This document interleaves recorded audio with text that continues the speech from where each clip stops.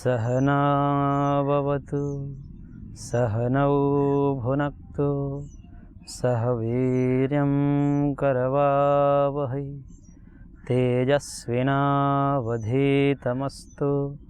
मा विद्विषावहै। ओम शांति शांति शांति।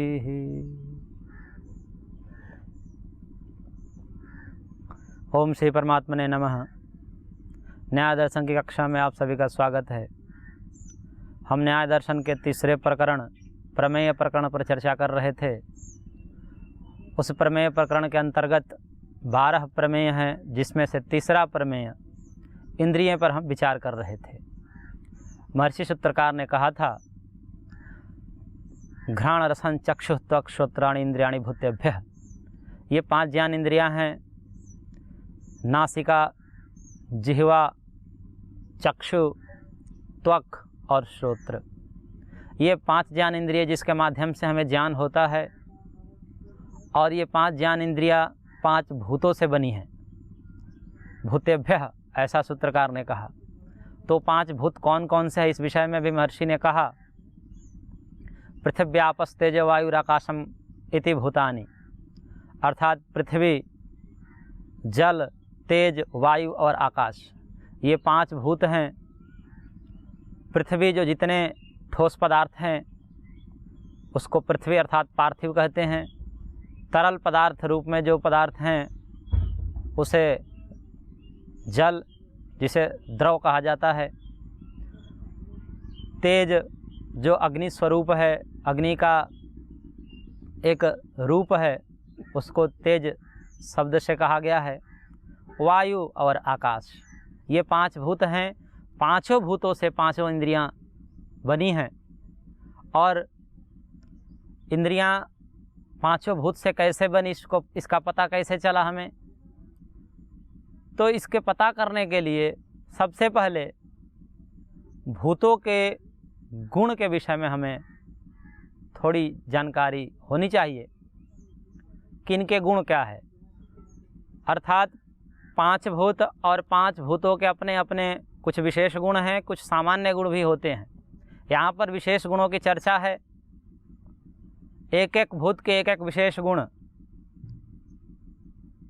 पृथ्वी के गंध गुण, जल के रस गुण, तेज के रूप गुण, वायु के स्पर्श गुण और आकाश के शब्द गुण हैं। और इन गुणों से द्रव्य का ज्ञान होता है। गुणों से ही द्रव्य का ज्ञान होता है, और इंद्रियां गुण को ही ग्रहण करती है। जहाँ जहाँ गुण होते हैं वही वही इंद्रियां उस गुण को ग्रहण करती है, और उस गुण से हमें उस द्रव्य का भी प्रत्यक्ष हो जाता है, क्योंकि गुण द्रव्य में समवेत रहते हैं। गुण द्रव्य में समवेत होने से उस द्रव्य का भी प्रत्यक्ष हो जाता है साथ साथ में ही।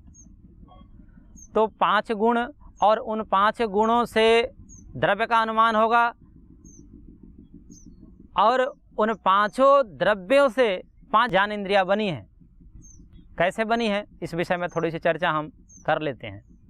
गंध रस रूप स्पर्श शब्दाः पृथिव्यादि गुणास्तदर्थाः। अर्थात 5 भूतों के ये 5 गुण हैं। इसे अर्थ नाम से महर्षि ने कहा है। अर्थात न्याय दर्शन में अर्थ मतलब विषय, जो इंद्रियां ग्रहण करती है। इंद्रियां जिसको ग्रहण करती है उसे विषय कहते हैं, उसे अर्थ कहते हैं। और ये 5 अर्थ, 5 विषय 5 भूत के होते हैं, और एक एक इंद्रियां एक एक विषय को ग्रहण करती है। जैसे घ्राण इंद्रिया अर्थात जो नासिका है वह गंध को ग्रहण करती है। गंध गुण किसका है? पृथ्वी का गुण है, इसलिए घ्राण इंद्रिया पृथ्वी से बनी है, पार्थिव है। जो पृथ्वी से बनती है उसको पार्थिव कहते हैं, जो जल से बनती है उसे जलीय कहते हैं। नासिका गंध को ग्रहण करती है, और गंध गुण पृथ्वी का है, इसलिए नासिका पार्थिव है। दूसरी इंद्रिय रसना है, जिह्वा, जो रस को ग्रहण करती है, और रस गुण जो है जल का है, इसलिए रसना जलीय है, जल तत्व से बनी है, जल भूत से बनी है। और इसी प्रकार चक्षु इंद्रिय जो रूप को ग्रहण करती है और रूप गुण तेज का है, इसलिए चक्षु इंद्रिय तेज से बनी है, तेजस है, ऐसा माना जाएगा। उसी प्रकार जो समस्त शरीर में व्याप्त त्वक इंद्रियां हैं, वह त्वक इंद्रिया स्पर्श को ग्रहण करता है और स्पर्श जो है वायु का गुण है, इसलिए त्वक इंद्रिया वायव्य है, अर्थात वायु नामक भूत से बना है, ऐसा माना जाएगा। और पांचवा जो इंद्रिया है वह श्रोत्र इंद्रिय अर्थात कर्ण है, कान है, जो शब्द को ग्रहण करता है और शब्द जो है वह आकाश का गुण है, इसलिए श्रोत्र श्रवण इंद्रिय जो है आकाश से निर्मित है, ऐसा तो नहीं कहा जाएगा, आकाश स्वरूप है, क्योंकि श्रोत्र इंद्रिय आकाश से बना नहीं, आकाश ही श्रोत्र है। ये पांच ज्ञान इंद्रियां पांच भूतों से बनी हैं, जो सूत्रकार ने अपने सूत्र में कहा था कि घ्राण सन चक्षु त्वक श्रोत्राणि इंद्रियाणि भूतेभ्यः। तो भूत की चर्चा हो गई और उनके गुणों की भी चर्चा हो गई, साथ साथ अर्थ नामक जो चतुर्थ प्रमेय था उसकी भी चर्चा हमने कर ली कि पांच अर्थ होते हैं, पांच विषय होते हैं, जो एक एक इंद्रियां अपने अपने विषयों को ग्रहण करती है और वो विषय नियत होते हैं। नियत अर्थात निश्चित होती है, व्यवस्थित होते हैं कि घ्राण इंद्रिया जो है वह कभी भी जब ग्रहण करेगी तो केवल गंध को ही ग्रहण करेगी, श्रोत्र इंद्रिया है तो शब्द को ही ग्रहण करेगा, जिह्वा है तो रस को ही ग्रहण करेगा, चक्षु जो है रूप को ही ग्रहण करेगा। इस प्रकार से इन समस्त इंद्रियों का विषय अर्थात अर्थ नियत है, निश्चित है, और ये भूतों से बनी है इंद्रियां। इस प्रकार से इंद्रिय नामक तीसरा प्रमेय और अर्थ नामक चौथा प्रमेय जो महर्षि ने अपने प्रमेयों के अंतर्गत गिनाया था, इनकी चर्चा हमने कर ली। आगे बुद्धि नामक पांचवा प्रमेय है, उसका लक्षण देते हुए आचार्य सूत्रकार कह रहे हैं बुद्धिरुपलब्धि ज्ञानम इति अनर्थांतरम, अर्थात बुद्धि, उपलब्धि और ज्ञान ये तीनों पर्यायवाची शब्द हैं, तीनों एक ही पदार्थ को कहने वाले हैं, तीनों एक ही है, बुद्धि कहो, उपलब्धि कहो, ज्ञान कहो। बुद्धि शब्द के दो व्युत्पत्ति होती है, बोधनम बुद्धि, बुध्यते अनया सा बुद्धि, ये दो व्युत्पत्ति है। बोधनम बुद्धि यहाँ पर बुद्धि शब्द से कहा गया है, अर्थात जो ज्ञान स्वरूप है, जो ज्ञान है उसी को यहाँ बुद्धि शब्द से कहा गया है। एक बुद्धि जो जिससे हम ज्ञान ग्रहण करते हैं, जिसे हम निश्चय करते हैं अमुक पदार्थ है अमुक पदार्थ नहीं है, वो बुध्यते अनया सा बुद्धि जो कर्ण रूप में है, परंतु यहाँ पर कर्ण रूप में न होकर के ज्ञान रूप में बुद्धि शब्द का प्रयोग किया गया है। बुद्धि शब्द के दो व्युत्पत्तियाँ हैं, उन दो व्युत्पत्तियों में बोधनम बुद्धि, यहाँ पर यह व्युत्पत्ति के आधार पर बुद्धि शब्द का अर्थ होगा। बुध्यते अनया सा बुद्धि यहाँ पर महर्षि को विवक्षित नहीं है, वो उनका अभिप्रेत नहीं है, इसलिए यहाँ पर बुद्धि शब्द से ज्ञान को लिया जाएगा। और इस प्रायवाची शब्द को कहकर ही महर्षि ने लक्षण अपना स्पष्ट कर दिया। यहाँ पर लक्षण की आवश्यकता विशेषतः उस प्रकार से नहीं है, पर्यायवाची शब्द से भी कहीं कहीं लक्षण का निर्देश कर दिया जाता है, इसलिए यहाँ पर बुद्धि अर्थात ज्ञान को लेना चाहिए। इसके अनंतर महर्षि ने अगला प्रमेय के रूप में मन को रखा है और मन के लक्षण करते हुए महर्षि सूत्रकार कहते हैं युगपत ज्ञानानुत्पत्तिर मनसो लिंगम। युगपत अर्थात एक साथ, ज्ञान अनुत्पत्ति, एक साथ ज्ञान का न होना, यह मन का लिंग है, मन का लक्षण है। अर्थात मन क्या है, तो यह कह सकते हैं कि एक साथ ज्ञान का न होना यही मन का लक्षण है, यही मन का लिंग है। मन नामक एक पदार्थ है जो अंतःकरण के रूप में स्वीकार किया जाता है। वह कैसे सिद्ध होता है कि मन नामक एक अंतःकरण रूपी पदार्थ है हमारे शरीर के अंदर, जो ज्ञान को ग्रहण करने में सहायक है इंद्रियों की भांति। जैसे 5 ज्ञानेंद्रियां हैं, वैसे ही एक अंतःकरण जो है मन, वो अंतःकरण है। 5 ज्ञानेंद्रियां बाह्यकरण हैं और मन अंतःकरण के रूप में स्वीकार किया जाता है। प्रत्येक इंद्रियां, जो बाह्य इंद्रियां हैं, उनके विषय नियत होते हैं, एक एक होते हैं, परंतु मन का नियत विषय नहीं होता है। ये मन समस्त इंद्रियों के साथ जुड़कर उन इंद्रियों के विषय को ग्रहण कराता है और ग्रहण करा करके ज्ञान के साधन के रूप में उपलब्ध होता है। और हमें ये अनुभव में आता है कि जब हम कभी भी प्रत्यक्ष अनुभव करते हैं इंद्रियों के माध्यम से, तो वह ज्ञान जो है वह एक साथ नहीं होता। कहने का तात्पर्य यह है कि जिस समय हम रूप को देख रहे होते हैं उस समय शब्द को नहीं सुन रहे होते हैं, जिस समय हम शब्द को सुन रहे होते हैं उस समय रस को नहीं जान पा रहे होते हैं, जिस समय हम गंध को जान रहे होते हैं उस समय हम अन्य विषयों को नहीं जान रहे होते हैं। परंतु सामान्य तौर पर हमें ऐसा भ्रम हो जाता है कि ये इंद्रियां, जो मन नामक इंद्रियां हैं, ये एक साथ ही सारा ज्ञान करा देता है, परंतु ऐसा नहीं है। इसके भ्रम का एकमात्र कारण हमने पहले भी बताया था, मन का तीव्र गति करना। मन चंचल है, तीव्र गति करने वाला है, इसलिए मन को कहा जाता है कि जो वायु से भी तीव्र चलने वाला है वह मन है। मन नामक तत्व जो है वह सबसे तीव्र है। क्षण भर में अमेरिका भी चला जाएगा, क्षण भर में देश विदेश कहीं से भी घूम कर आ जाता है। तो मन का गति जो है बहुत तीव्र है और इस तीव्र गति के कारण ऐसा हमको भ्रम हो जाता है कि समस्त ज्ञान इंद्रियां एक साथ हमको ज्ञान करा देती है। वस्तुतः ऐसा नहीं होता। कभी कभी हमारे सामने ये अनुभव में आता है कि जब हमारा मन व्यासक्त होता है, व्यासक्त अर्थात कहीं एक विषय में खोया रहता है, लगा रहता है, किसी चिंतन में, किसी स्मृति में लगा रहता है, खोया रहता है, उस समय हमारे सामने, हमारे इंद्रियों के सामने कोई विषय चला जाए, अर्थात हमारे आँखों के सामने कोई रूप आ जाए या हमारे कानों के साथ शब्द का संबंध हो जाए, फिर भी मन कहीं और लगा रहता है। मन किसी विषयों का चिंतन करने में, स्मरण करने में लगा रहता है, इसलिए वहाँ पर हमें रूप आदि का ज्ञान नहीं होता। यदि मन नहीं होता तो इस प्रकार की अनुभूतियाँ हमारे सामने नहीं होती। एक साथ समस्त इंद्रियों के विषय का ज्ञान हो जाना चाहिए था, परंतु ऐसा नहीं होता। इसलिए हमें यह स्वीकार करना ही पड़ेगा कि उन इंद्रियों, विषय और ज्ञान के मध्य में एक मन नामक अंतःकरण है जो उस इंद्रियों के साथ जुड़ करके उनके विषयों को ग्रहण कराता है, और वह जहाँ से संबंध हट जाता है, जिस इंद्रिय के साथ मन का संबंध हट जाता है, उस इंद्रिय के विषय को ज्ञान नहीं कर पाते हम।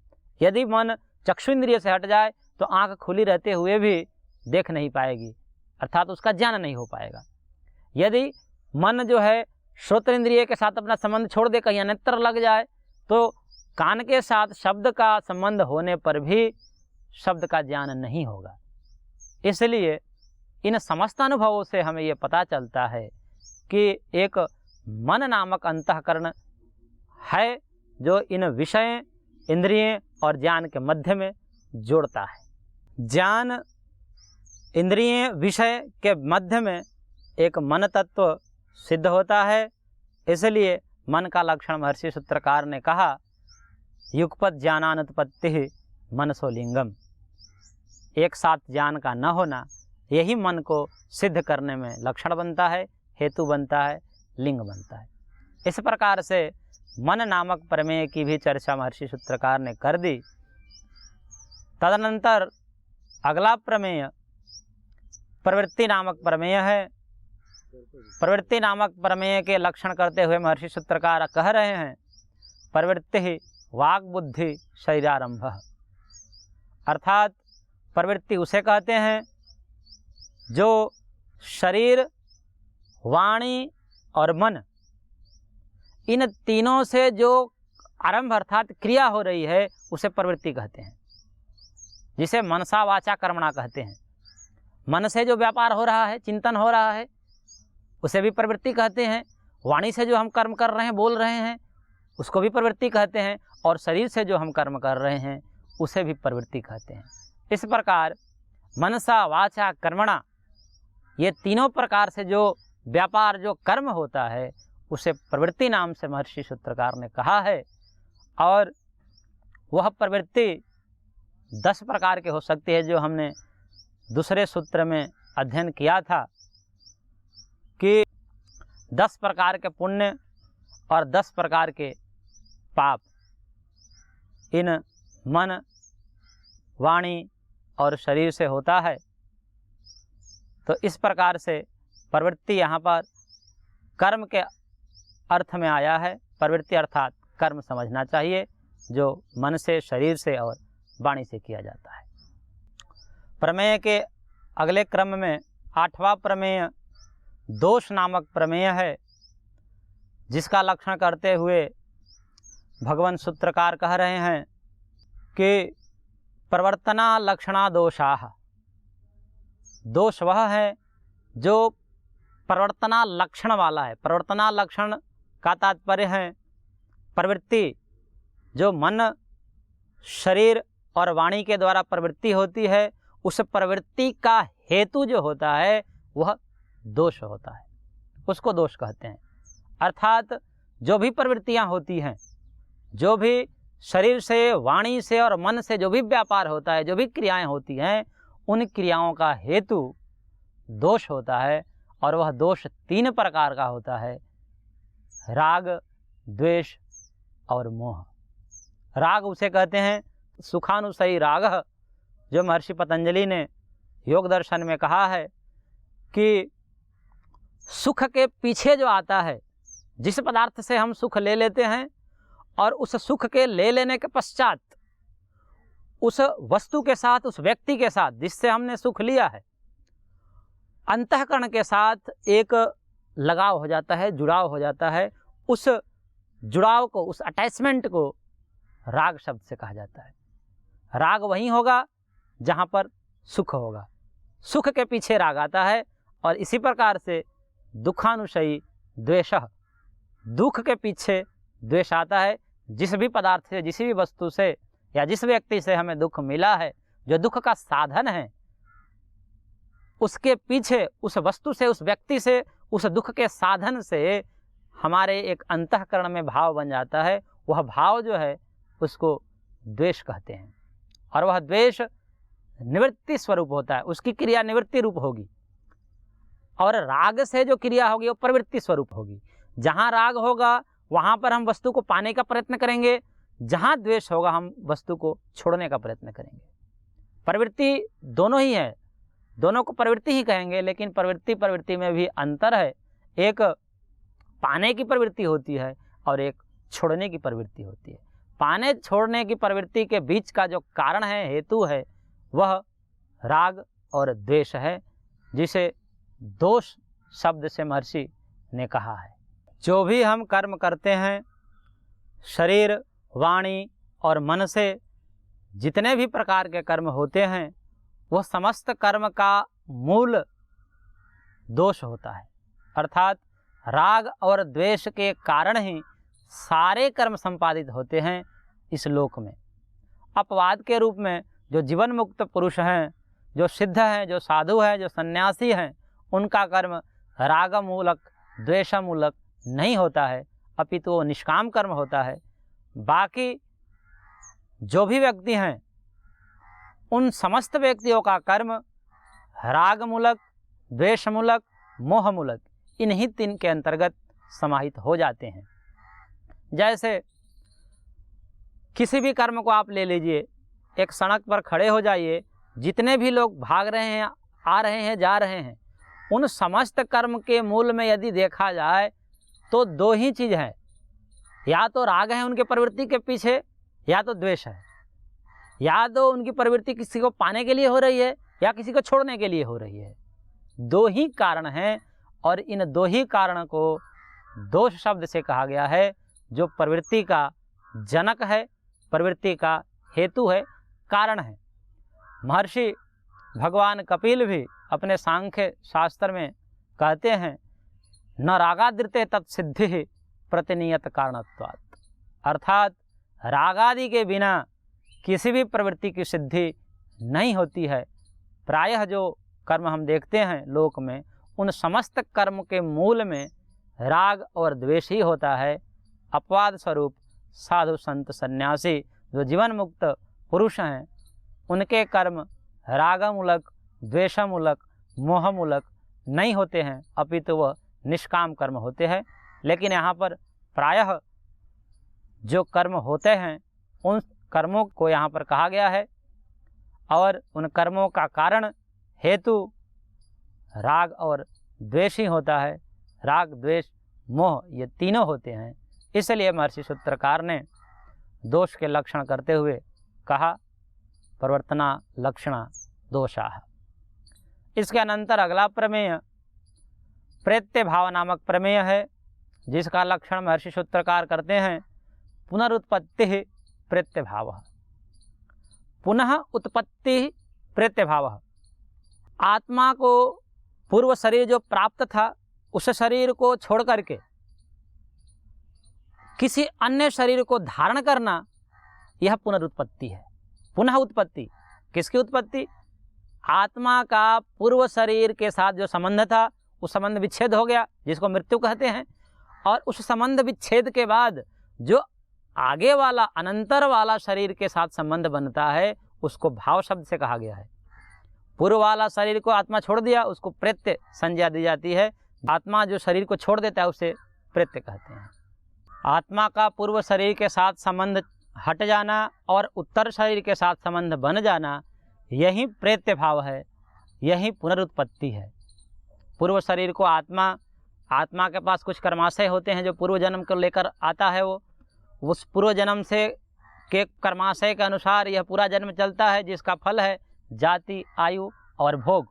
उस जाति, आयु और भोग को भोगने के पश्चात वो कर्माशय समाप्त हो जाते हैं, जिसका फल होता है मृत्यु। और उस मृत्यु के बाद फिर एक नया विपाक वहाँ पर आता है। उस नया कर्माशय के विपाक स्वरूप फिर एक जाति और आयु भोग मिलता है, जिसको पुनर्जन्म कहा जाता है। इस प्रकार से पुनरुत्पत्ति प्रत्यभाव, ये प्रत्यभावक नामक अगला प्रमेय महर्षि ने कहा है। और यह एक वैदिक सिद्धांत है, शाश्वत सिद्धांत है, कोई मनगढ़ंत नहीं है। इसके प्रति कारण है, वह कारण आगे, अभी तो लक्षण किया महर्षि ने, आगे इसकी परीक्षा करेंगे कि वस्तुतः ये प्रत्यभाव कहीं कपोल कल्पना तो नहीं है। ये सारे अभी जो सिद्धांत हम पढ़ रहे हैं, जो लक्षण पढ़ रहे हैं, वो समस्त लक्षण केवल लक्षण मात्र है, इनकी परीक्षा की जाएगी। प्रत्यभाव के अनंतर 10वां प्रमेय के रूप में फल नामक प्रमेय है, जिसका लक्षण महर्षि सूत्रकार कर रहे हैं। प्रवृत्ति दोष जनितो अर्थः फलम, अर्थात प्रवृत्ति प्लस दोष, इसका जो परिणाम होता है वह फल होता है। फल के पीछे कर्म होता है और वह कर्म दोष मूलक होना चाहिए। दोष मूलक कर्म ही फल देने वाला होता है। यहाँ पर कौन सा फल अभिप्रेत है? तो यहाँ पर जन्मांतर रूप फल अभिप्रेत है, जो आत्मा को देहांतर की प्राप्ति कराता है, अगला देह धारण करवाता है। वह फल यहाँ पर अभिप्रेत है, जिससे सुख दुख मिलता है। और यह सुख दुख का कारण कौन सा कर्म होता है? तो समस्त कर्म फल का कारण नहीं होता। जिस कर्म के मूल में राग, द्वेष और मोह होता है, वही कर्म फल को देने वाला होता है। वही कर्म कर्माशय के रूप में संचित होता है, जो कालांतर में परमात्मा के विधान स्वरूप फल की प्राप्ति कराता है, देह धारण कराता है। शेष आगे की कक्षा में। ओम शांति शांति शांति।